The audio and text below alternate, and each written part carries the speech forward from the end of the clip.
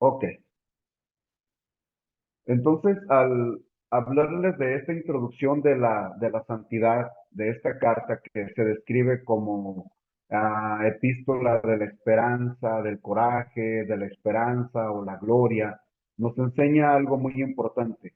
Se va a hacer énfasis en una vida llena de santidad, se le va a dar énfasis a la santidad de vida. Vamos a aprender cada uno de nosotros que ciertamente la iglesia, los cristianos, van a pasar por persecuciones, por sufrimientos, pero tenemos que enfocarnos en aprender a vivir una vida en santidad, llevar nuestras oraciones, nuestra lucha a una santidad más que enfocarnos en orar y pedirle al Señor que nos libre del sufrimiento, de enfermedades o de castigos, porque las pruebas, hermanos, forjan, las pruebas pulen, las pruebas pueden acercarnos a cada uno de nosotros a buscar más de Dios. Cada uno de ustedes ha tenido sus propias experiencias, cierto o no, que cuando pasamos por ciertas situaciones medio difíciles, y en otras decimos, Señor, ya no podemos. ¿A qué nos lleva esta situación? A buscar más de Dios, a entrar más en oración, pero, aquí, pero necesitamos entrar. Es una pregunta. La respuesta es no. Nuestra búsqueda del Señor tiene que ser constante, todos los días, caminar con Dios, entrar en intimidad, acercarnos a Él, que Él es santo, santo, santo. Entonces, nosotros tenemos que aprender a acercarnos al Señor, no porque estemos sufriendo, sino porque le amamos, ¿sí? Miren, sus lecciones más dominantes son que los verdaderos hijos de Dios están sujetos a los sufrimientos, y pueden ser sufrimientos inmerecidos. Así es. Nosotros podemos pensar que no merecemos esos sufrimientos, pero se nos olvida voltear al cielo y clamar a Dios y confiar en Él y decir, Señor, si esto viene de parte de ti, no me dejes solo. Les doy un ejemplo. Claro que voy a parafrasearlo para no llevarme tanto tiempo, pero ustedes en el libro de Daniel han leído la vida de Sadrach, Mesach y Abednego, la propia vida de Daniel, el escritor del libro, que ellos, nosotros podemos, no merecían que eran al horno de fuego, de los leones. No merecía Daniel que fuera perseguido y buscarle algún error. Nosotros podemos decir, no lo merecía, no merecemos tal sufrimiento, no merecemos tal enfermedad, pero después de salir del horno de fuego, Sadrach, Mesach y Abednego no fueron los mismos. Después de que Daniel salió del foso de los leones, donde Dios le cuidó hasta el cabello más chico, no volvió a ser el mismo. Su vida fue tan consagrada y tan entregada que si ustedes leen, ni Sadrach, Mesach y Abednego se quejaron por sufrir, y tampoco Daniel. Jesucristo durante los años del ministerio tampoco no se quejó. Y nosotros decimos, era el que menos merecía sufrir, pero ese sufrimiento rescató nuestras vidas. Un ejemplo de la vida cotidiana. Una pareja con 3 hijos forma una familia. Uno de los dos decide abandonarlo todo. Es un sufrimiento inmerecido porque el que se queda tiene la responsabilidad de cuidar a 3 hijos. Y la sociedad puede decir, no se lo merecía, es cierto, no se lo merecía. No podemos decir, pero ¿qué viene tras de ello? ¿Qué va a suceder? Decimos nosotros, no merecía sufrir. Pero nosotros no vamos a ver como Dios ve, No vamos a pensar exactamente como Dios piensa. La misma Biblia dice que los pensamientos del Señor están por encima de los nuestros. Toda situación para un hijo de Dios, para alguien que ama al Señor, la Biblia dice que todo ayuda para bien. Entonces, Pedro nos habla que más que estos sufrimientos o que estas persecuciones, nos habla que viene la gracia de Dios o viene el poder de Dios para hacer que esas personas permanezcan, porque ciertamente viene el otro riesgo. Cuando alguien se ve involucrado en una circunstancia o comienza a dudar de Dios y comienza a dudar de que existe, ¿por qué me sucedió a mí? Se pregunta. Pero la gracia de Dios viene sobre estas personas que están sufriendo, que están en estas situaciones. Y Dios, con su gracia, les da fuerza, lo que necesitan para permanecer fieles, para salir adelante, para crecer y para que puedan superar ese problema. Cuando nosotros hablamos de la gracia de Dios, tiene dos aspectos. Nosotros decimos que por gracia somos salvos, ¿cierto? Por medio de la fe. Pero la gracia, para que ustedes lo apunten, también es el poder capacitador para vivir esa vida espiritual. Por gracia somos salvos, llegamos a una nueva vida, pero nos deja solos al Señor. No, nos da el poder que nos capacita para vivir esa vida espiritual en este mundo. El Señor sabe que van a haber persecuciones, sufrimientos y enfermedades, pero el poder de Dios va a llegar como llegó a la audiencia a la que le escribió Pedro, y llegó lo que necesitaban para que permanecieran fieles, para que salieran adelante a pesar de persecuciones, para crecer. Escuche bien, si nosotros estamos cerca de Dios, si nosotros amamos al Señor, en lugar de alejarnos o dudar, los sufrimientos, pruebas y persecuciones te van a hacer crecer, te van a hacer que salgas hacia adelante y vas a superar ese problema. Pero no vas a ser tú, sino que va a ser la gracia de Dios en tu vida, el poder para vivir la vida en este mundo. ¿Quién es el autor? Bueno, antes de pasar al autor, les digo, para que ustedes vayan apuntando, de todas estas cosas que habla la epístola, nos van a conducir a una vida de santidad. A pesar de toda situación que se pueda enfrentar, Pedro les recuerda en esta carta que el camino cristiano es un camino de santidad por sobre todas las cosas. Un camino de santidad por sobre todas las cosas. ¿Quién es el mayor ejemplo de este camino de santidad por sobre todas las cosas? Cristo. Cristo sufrió desprecios, persecuciones, humillaciones, llegó a la cruz, sufrió, murió, pero Él es nuestro ejemplo de que debemos tener nosotros que salir adelante y tiene que haber perseverancia en tu vida. Jesús perseveró, murió, pero resucitó. Él resolvió el problema a su manera. Y sabemos que es el plan perfecto de Dios, pero piensen en esto. Jesús resolvió el problema. Nosotros debemos de seguir su ejemplo y aprender a resolver problemas. Y cada problema que tú superes con la ayuda de Dios te va a ayudar a crecer capacitadora para ayudar a alguien más y decirle, sí se puede, con el Señor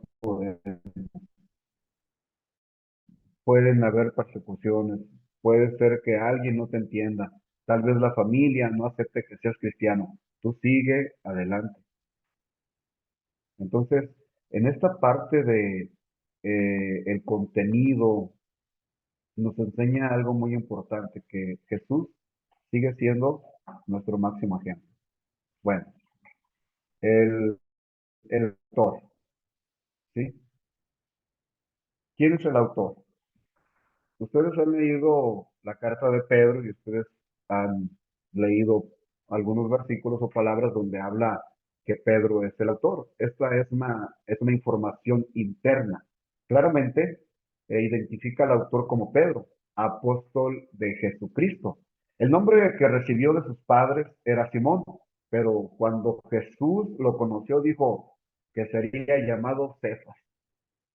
En cuanto Jesús lo ve, le dijo, tú vas a ser Cefas. Primera de Juan 1:42. Y le trajo a Jesús, su hermano, lo llevó con Jesús. Y mirándole Jesús dijo, tú eres Simón, hijo de Jonás, tú serás llamado Cefas, que quiere decir Pedro. Entonces, vean cómo el Señor le cambió el nombre y le cambió muchas cosas más. Pero este es el autor. La, Perdón, tradu- ¿cuál fue la cita? perdón, la traducción griega de la palabra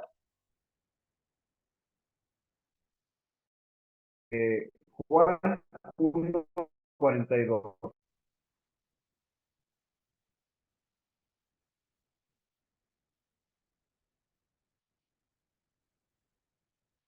Juan 1:42. Creo que nos congelamos.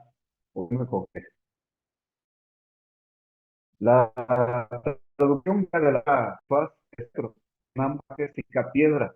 Ahora el carácter de Simón llegó al convertirse en su nombre personal. Y Jesús lo identificó muy bien. Dijo, "Hallado", se quiere decir significado lo que hizo el Señor Jesús, porque habla acerca de la fuerza y del carácter de Simón. Simón jamás se imaginó que se convirtió de Jesús. Posiblemente, digamos, aquí lo tengo enfrente, Diana Nevares. ¿Cuándo iba a pensar yo que iba a convertirme en un... eh,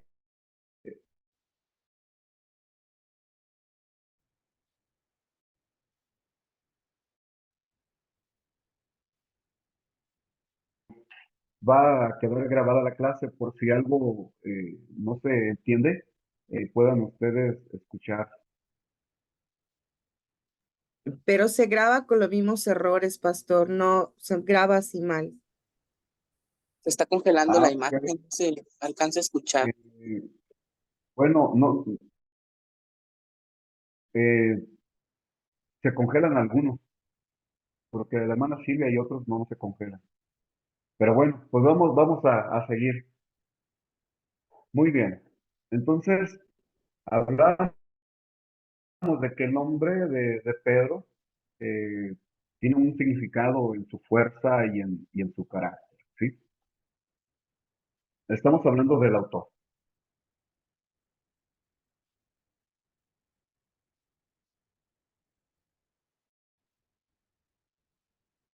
¿Seguimos? Sí, hermano. Sí, muy bien.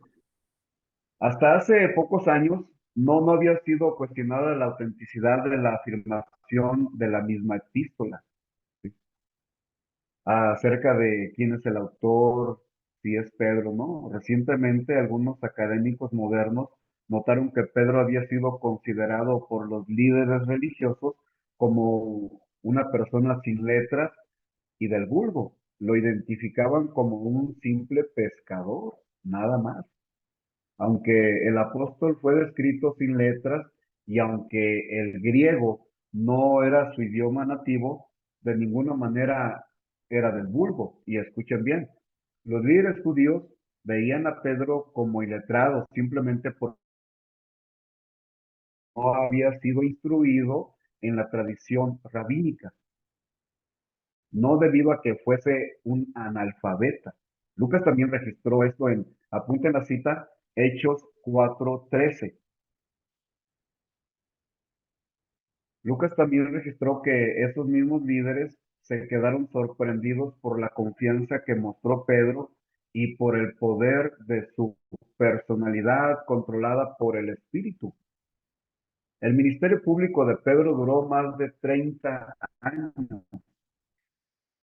y lo llevó desde Jerusalén hasta Roma, vivió y predicó en un mundo en el que se hablaban varios idiomas.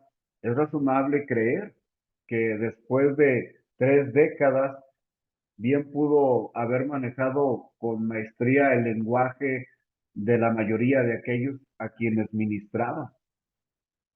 No se quedó solamente con su lengua natal, sino que a donde lo llevó el Señor, la gracia que capacita para llevar a esta vida, le dio el poder para aprender otros idiomas. Este es el mensaje también aplicándolo a nuestra vida. No, no te limites tú mismo. Sí debes prepararte y debes confiar en lo que Dios va a hacer a través de tu vida. Pedro era considerado un iletrado. Era considerado un simple pescador, pero cuando tuvo ese encuentro con Jesús, desde el momento de cambiarle el nombre, enseñar los sueños, darle el poder, el Espíritu Santo transformó totalmente su vida, transformó su vida. Entonces, eh, como nosotros y está sucediendo y sucederá día a día. Ok. Otra opción del ministerio de Jesús que aporta en la cristianos. Fíjense, primera de Pedro, capítulo 5 versículo 2 le dice Pedro a los ancianos, apacentad la grey de Dios. Si ustedes recuerdan sus lecturas matutinas o cuando ustedes hagan sus devocionales, en Juan 21:16 hay un diálogo entre Jesús y Pedro, donde Jesús le pidió a Pedro el mismo encargo, apacentar la grey de Dios.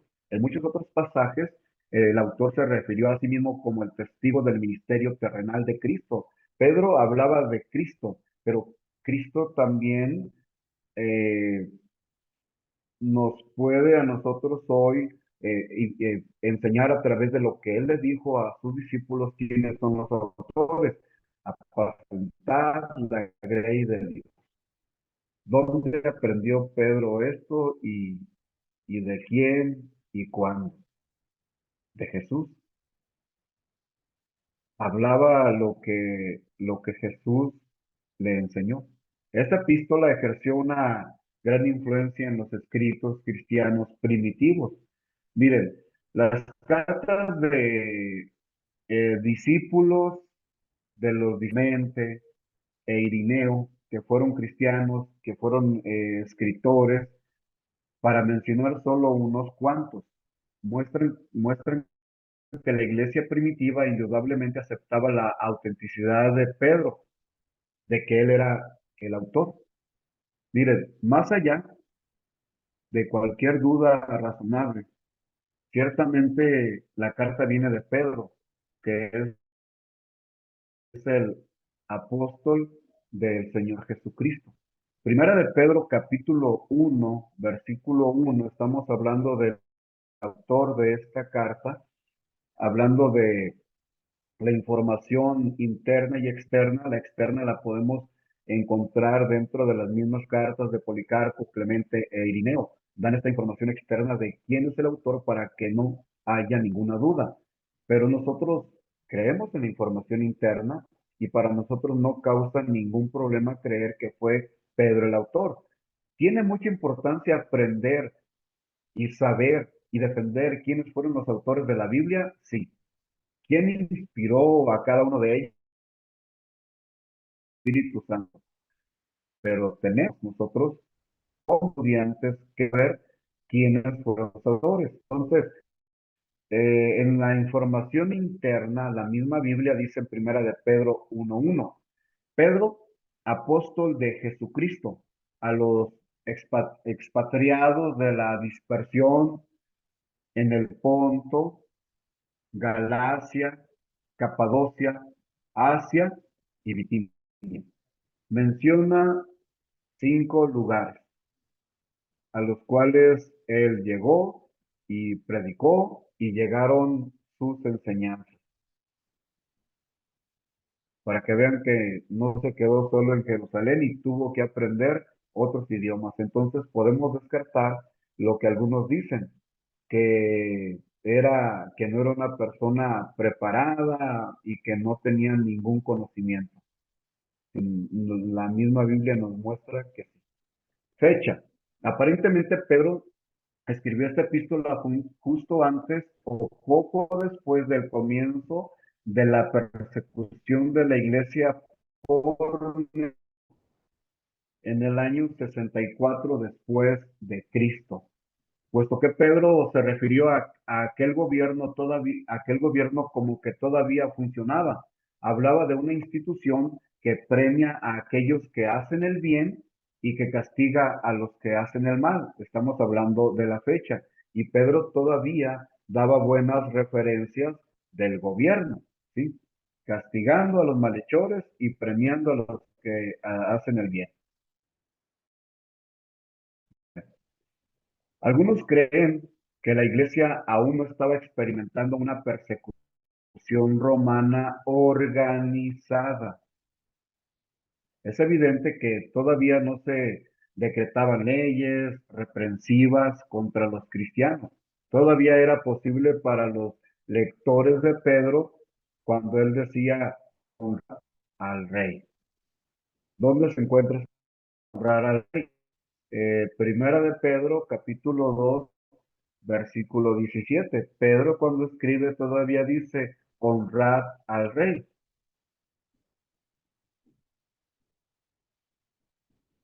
Miren, la persecución y el sufrimiento a que Pedro se refirió eran principalmente sociales y religiosos. ¿Sí? Lo apuntaron. Eran sociales y religiosos en vez de legales. Escuchen esto. Una sociedad pagana, María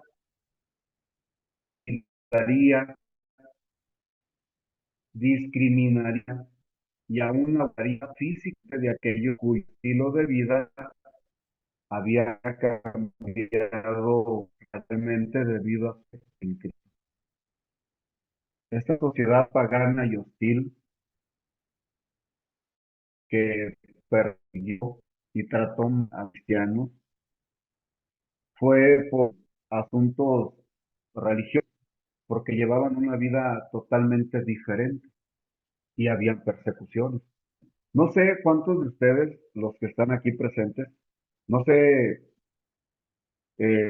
a cuántos les pasa que no están de acuerdo con su estilo de vida. Sí, yo sé que se les corta a algunos y otros continúan con el audio. Pues vamos a seguir como nos toca. Miren, vamos a primera de capítulo 2, versículo 13. Primera de Pedro 2, 13.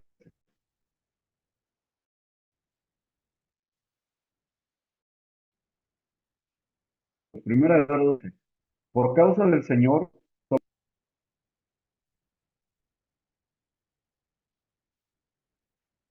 como a superior. Se lo leo otra vez. Permítanme.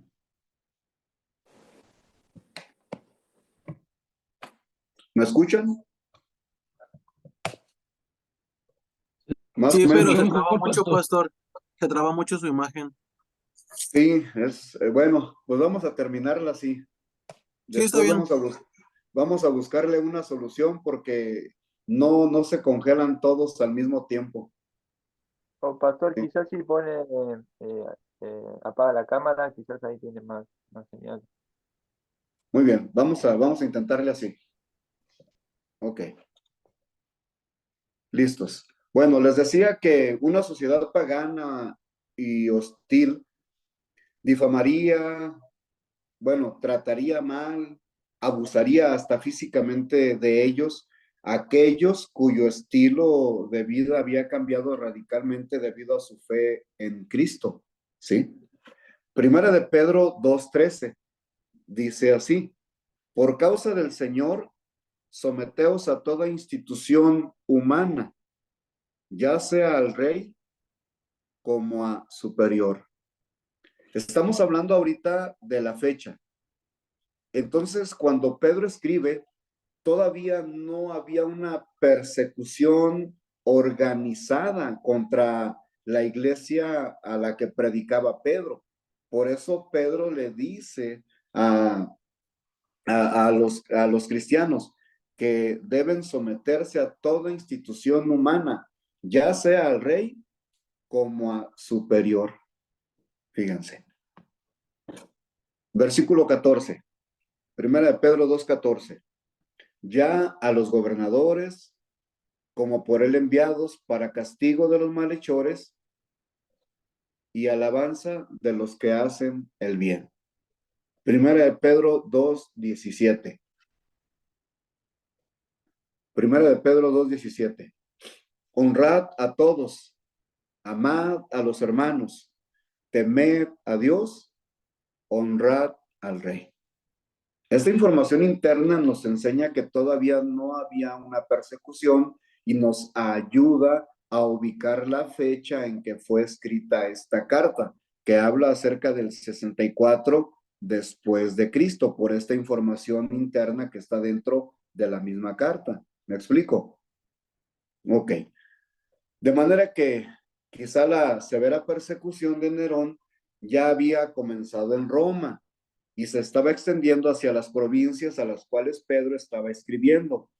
Esto podría fechar a la epístola a finales del año 64 después de Cristo o principios del 65. La sugerencia de que la persecución ya había comenzado en Roma también explica por qué Pedro se refirió a su localización como Babilonia. Él decía que estaba en Babilonia. Pedro estuvo en Roma durante la última década de su vida. Su martirio se fecha alrededor del 67 después de Cristo, pero por el tiempo en que escribió Primera de Pedro, no estaba bajo custodia de oficiales romanos y evidentemente deseaba ocultar su verdadera localización. Otros eruditos, sin embargo, dicen los estudiosos, dicen que Pedro estaba en la ciudad de manera literal, o sea, que estaba en Babilonia, donde floreció una comunidad judía en aquel tiempo, pero todos se inclinan más a que Pedro estaba ocultando su verdadera localización por la obra que estaba haciendo. Se escucha mejor, ¿verdad? Sí, 1,000,000. Híjole, es mucho eso. Muy bien. Destinatarios, escuchen bien. Destinatarios. A los cristianos judíos que habían sido expulsados de Jerusalén y esparcidos por toda Asia Menor y al norte de los montes Taurus, y a todos los creyentes en cualquier lugar. Destinatarios. A la región norte y oeste de lo que hoy es Turquía, en Asia Menor. Se refiere a Ponto, Galacia, Capadocia, Asia y Bitinia. Fíjense, cuando habla de los cristianos judíos que habían sido expulsados de Jerusalén y que fueron esparcidos por toda Asia Menor, al norte de los montes, a la región norte y al oeste de lo que hoy es Turquía, se refiere a aquellos que fueron perseguidos y que está registrado en los primeros capítulos de Hechos. ¿Se acuerdan? Después de la muerte de Esteban, capítulo 7, comenzando el capítulo 8, hubo una persecución y fueron esparcidos de Jerusalén, excepto los apóstoles. Bueno, fueron personas que probablemente fueron alcanzadas por el ministerio del apóstol Pablo, hablando de la gente gentil, entre los cuales había judíos y gentiles. Pedro no hace una discusión y se refiere a todas las iglesias. Pedro se dirige a los cristianos que viven en varios lugares de Asia Menor y que han sufrido el rechazo del mundo a causa de su obediencia a Cristo. Vean, ustedes también, o nosotros, nos hemos enfrentado al rechazo por ser obedientes a Cristo. El mundo de diferentes formas nos ha perseguido, nos ha rechazado, porque nuestra obediencia hoy es al Señor Jesús.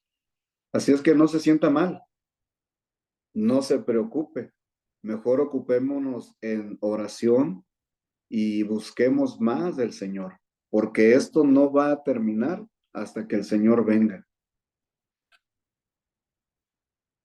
El apóstol Pedro, al saber de las pruebas por las que atravesaron los destinatarios de su carta, se dirige a ellos como a los expatriados de la dispersión.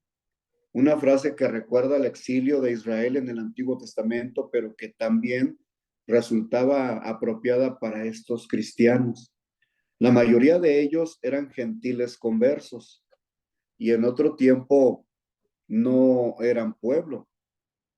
Sus compatriotas estaban sorprendidos de que ahora vivían de una manera diferente. Aunque sufrían una prueba de fuego, está registrada en Primera de Pedro 4:12, estaban sufriendo una grande prueba, todavía no enfrentaban el martirio. Además, las persecuciones eran algo poco común todavía. Entonces, la tradición sugiere que Pedro fue martirizado en Roma, en el marco de las reservas de las persecuciones ordenadas por Nerón contra todos los cristianos que incendiaron, según Nerón, aquella ciudad en el año 64. ¿A quién culpó Nerón del incendio? A los cristianos. Buscó un buen pretexto o una excusa para perseguir a los cristianos. ¿Cuál es el propósito de esta carta? Hablemos del propósito de la epístola. Esta epístola podría entenderse como un manual escrito para embajadores enviados a una tierra extranjera hostil. Ustedes saben que el Nuevo Testamento en los escritos de Pablo nos llama a nosotros embajadores o representantes. Y esta epístola funciona como un manual para esos embajadores que son enviados a una tierra extranjera que no quiere el cristianismo. El autor, conociendo que se levantaría una persecución, él sugiere cuidadosamente a sus lectores que muestren una conducta para traer honra a aquel a quien estaban representando, a Cristo Jesús. A pesar de las persecuciones, del maltrato, del rechazo, el menosprecio, la conducta que les está pidiendo Pedro a sus lectores es que debe traer honra a Jesucristo. Nosotros como cristianos, como hijos de Dios, en tiempos de persecuciones, también debemos darle honra al Señor y demostrar a quién estamos sirviendo. Vienen luchas, vienen pruebas, vienen situaciones difíciles.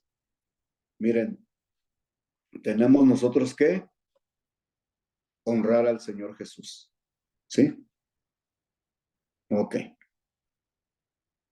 Entonces, el propósito de Pedro es animar a los cristianos a enfrentar la persecución, de tal forma que la verdadera gracia de Cristo va a resultar evidente en ellos, porque la gracia, recuerden esta forma que les explicaba, capacita y le da el poder al cristiano para vivir en este mundo.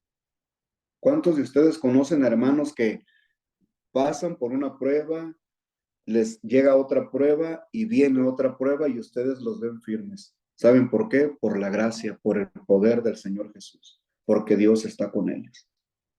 Entonces, esta epístola contiene una teología de exhortación, práctica y consuelo para las necesidades cotidianas del creyente.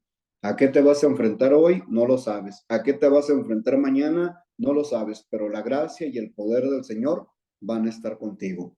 De manera concreta, Pedro unió la doctrina con la práctica.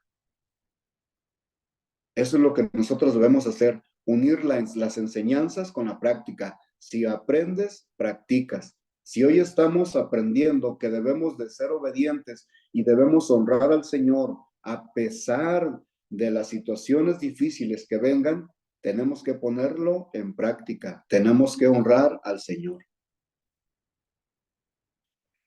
En resumen, el propósito de Pedro es escribir esta carta y es el transmitir un mensaje de esperanza y de ánimo. No se rindan. La palabra esperanza es una clave y aparece 5 veces en Primera de Pedro. Capítulo 1, versículo 3, versículo 13, versículo 21. Primera de Pedro, capítulo 3, versículo 5 y versículo 15. En estos versículos aparece la palabra esperanza y se entiende cuál es este mensaje: darles esperanza y darles ánimo. Pedro escribe una carta de esperanza a cristianos que experimentaban el sufrimiento y una fuerte persecución. Estaban experimentando sufrimiento frecuente, pero también intenso. Cuando comenzó la persecución, no paró. Les voy a mencionar la unión que tenemos que tener a los principios de Cristo, ¿sí? La unión a los principios de Cristo.